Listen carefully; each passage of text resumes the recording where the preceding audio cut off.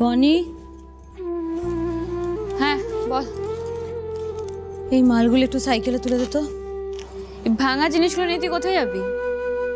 শহরে তো অনেক বড় বড় দশকর্মা ভান্ডার আছে, গিয়ে দেখবো ওরা যদি আমাদের জিনিসগুলো কিনে নেয়।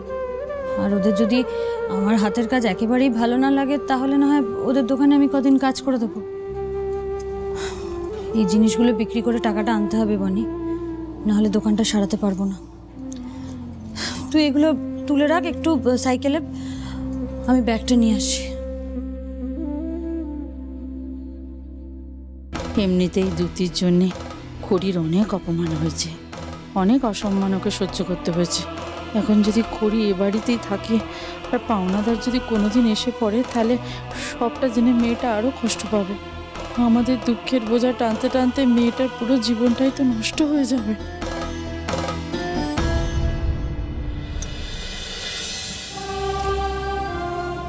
জানিস মা, ঠাকুর না পৃথিবীতে কিছু লোক পাঠায় শুধু খাটাখাটনি করার জন্যে, যেমন তোকে পাঠিয়েছে। কিন্তু তুই আর কত করবি বল দেখিনি? হ্যাঁ, আমাদের ভালো রাখতে গিয়ে তুই তো নিজের জীবনটাই নষ্ট করে ফেললি। এভাবে বলছো কেন মা? নষ্ট করলাম মানেটা কি? আমি যা করেছি আমার বাবা মা বোনেদের জন্য করেছি, নিজের পরিবারের জন্য করেছি। আমি আমার বাবা মা বোনেদের কথা ভাববো না তো কে ভাববে? বাবা মা বোন শুধু তোর একার নয় মেজদি, বড়দিরও। কিন্তু ওর কিছু যায় আসে? আমরা বাঁচলাম না মরলাম স্বার্থপর মেয়েটা, সেটা তো কিছু যায় আসে না। তাই জন্যই তো ব্যাগটা দে।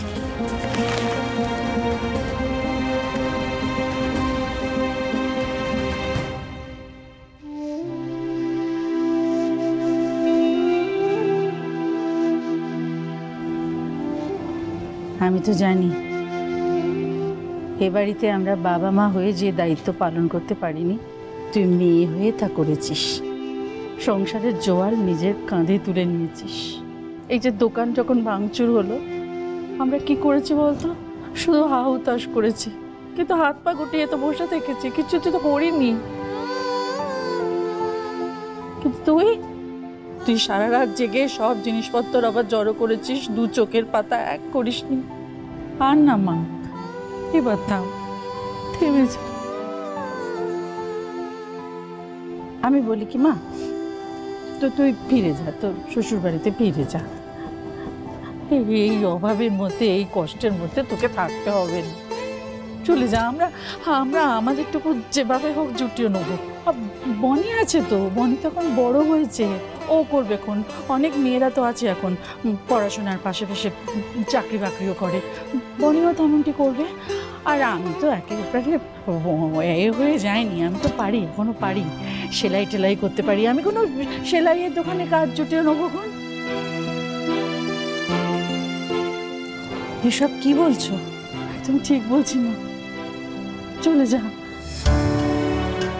ভালো দেখায় না তুই দোকানে দোকানে ঘুরে ঘুরে কাজ করিস, ভালো দেখায় না? তোর শ্বশুর বাড়ির লোকেরা দেখলে কি ভাববে বল দেখিনি? আমি তোমাকে কতবার বলেছি মা, আমি আগে এই বাড়ির মেয়ে। এই বাড়িটা আমার, ওই দোকানটা আমার, এই সংসারটাও আমার। এই সংসারের জন্য যা যা করার প্রয়োজন আমি তাই করব, তাতে কে কি ভাবলো না ভাবলো তাতে আমার কিছু যায় আসে না। আর আজ যদি আমি তোমাদের ছেলে হতাম এই একই কথা বলতে তুমি আমায়? তাছাড়া বনিকে পড়াশোনা করাবো বলে আমি এত কষ্ট করলাম না। আর তো কয়েকটা মাস, তুমি দেখো ওর পরীক্ষা হয়ে গেলে ও নিজেই তোমাদের পাশে দাঁড়াবে, তোমাকে কোনো কথা বলতে হবে না। কিন্তু ততদিন সংসার কিভাবে চলবে না চলবে সেটা দেখার জন্য ওর মেজদি আছে।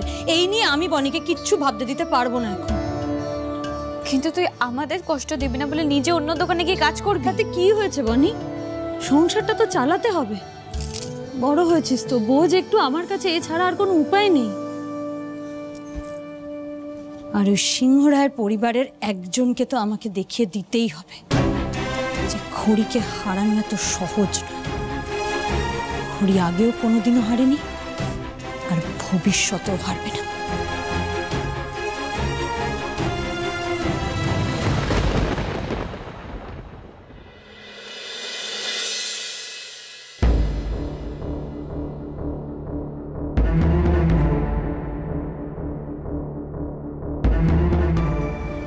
আমার এই ভিজিটিং কার্ডটা তো শুধু আমাদের এক্সক্লুসিভ ক্লায়েন্টসের কাছে থাকার কথা, এটা গুন্ডাদের কাছে গেল কি করে? কিছুতেই সবটা মিলাতে পারছি না। How is this possible? হিসেবটা খুব ক্লিয়ার ব্রো। হরি যেটা বলছে সেটাকেই সত্যি বলে মেনে নিচ্ছিস কেন? প্রমাণ তো তোর হাতেই আছে। মানে তুই যদি খুব ঠান্ডা মাথায় ভাবিস তাহলে বুঝতে পারবি এ বাড়ির কারোর জন্য এই কার্ডটা পাওয়া কোনো ব্যাপারই না। এরকম কত কার্ড তো আমাদের বাড়ির কত জায়গায় পড়ে থাকে। আর লাস্ট কয়েকদিন তো খড়ি তোর ঘরেই ছিল, তোর জিনিসপত্রের অ্যাক্সেসও ওর কাছেই ছিল। মানে আমি বলছি না এটা হয়েছে, হতেও পারে যে খড়ি এই কার্ডটা ইউজ করছে তোকে ট্র্যাপে ফেলার জন্য, তোকে দোষারোপ করবে বলে। নাহলে গুন্ডাদের কাছে তোর কার্ড যেতে যাবে কোন দুঃখে? ভুল করছিস রাহুলদা। আমি জানি তুই খড়িকে পছন্দ করিস না, আর কেন করিস না সেটাও ভালো মতো বুঝতে পারছি। কিন্তু তোর এই ব্যক্তিগত রাগের কারণে তুই খড়িকে যা তা বলতে পারিস না। আর দা ভাই, খড়িকে তো এতদিন তোর বোঝা উচিত ছিল এরকম একটা কাজ খড়ি করতেই পারে না, কারণ এতদিনে বিভিন্ন ঘটনা থেকে প্রমাণ হয়েছে যে খড়ি মিথ্যে কথা বলেন না। বাবা, মা তো তোর একটা ভালো নাম দিয়েছে দেখছিস, খড়ির বিনা পয়সার উকিল। সত্যিই তাই, তুই তো খড়ির কোনো দোষই দেখতে পাচ্ছিস না, কোনো ভুলই দেখতে পাচ্ছিস না। খড়ি কোনো দোষ করেনি রাহুলদা যে তার জন্য আমি এই দোষগুলো ঢাকবো। ও রিয়েলি? এত বড় একটা মিথ্যে বলার পরেও তুই এই কথাটা বলছিস? তুই নিজের চোখের সামনে দেখেছিস যে খড়ি কিন্তু সত্যিটা জানতো কিন্তু বলেন। স্টিল খড়ি তো তোর কাছে সত্যের দেবী। দেখ, আমার কর্তব্য ছিল তোদেরকে সাবধান করা, আমি করে দিচ্ছি। আশা করি এর ভেতরে তুই আমার কোনো দোষ দেখবি না। এমনিতেও লঘু পাপে আমি গুরুদণ্ড ভোগ করছি। দেখ, আমি জানি আমি ভুল করেছি, কিন্তু তুই যে ব্যবহারটা আমার সাথে করছিস তাতে আমার হাজার কষ্ট হলেও আমি কিচ্ছু বলি না।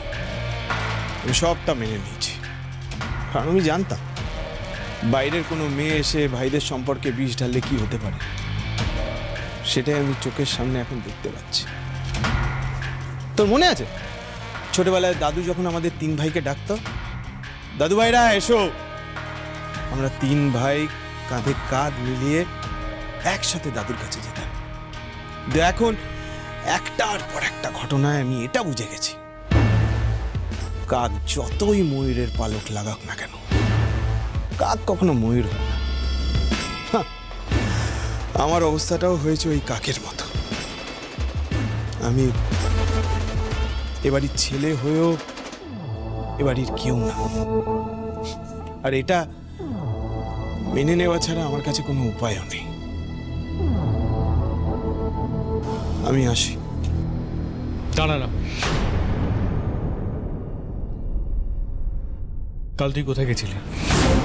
রীতি আমাকে জেরা করছে কেন? তাহলে কি দোকান ভাঙার ব্যাপারটা নিয়ে ও আমাকে সন্দেহ করছে?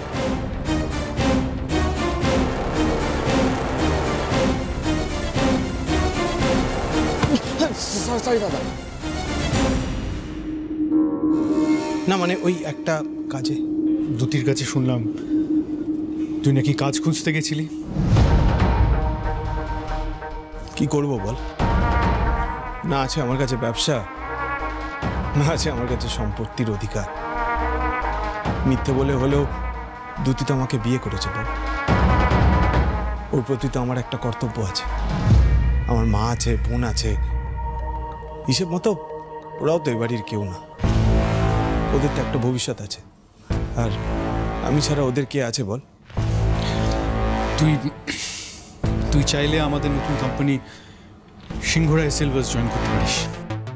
ও নিজে হিরে জওহরাতের মালিক হবে আর আমাকে পাঠাচ্ছে রূপোর ব্যবসা করতে।